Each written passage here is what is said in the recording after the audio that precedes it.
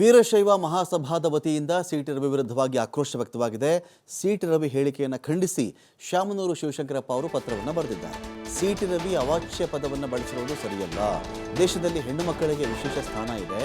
City Ravi ಮಾತನ್ನು ಕೇಳಿ ನಮಗೆ ತುಂಬ ನೋವಾಗಿದೆ. ಇದು ಜನಪ್ರತಿನಿಧಿಗಳ ನಡವಳಿಕೆ ಮಾದರಿಯಾಗಿರಬೇಕದು. ಅಸಂವಿಧಾನಿಕ ಪದವನ್ನು ಬಳಕೆ ಮಾಡಿರೋದು ಸದನದ ಇತಿಹಾಸಕ್ಕೇನೆ ಕಪ್ಪು ಚುಕ್ಕೆ. ಅದು ಸಿಟಿ ರವಿ ವಿರುದ್ಧವಾಗಿ ಕಾನೂನು ಕ್ರಮ ಜರುಗಿಸಬೇಕು ಅಂತೇಳಿ ಆಗ್ರಹ ಮಾಡಲಾಗಿದೆ.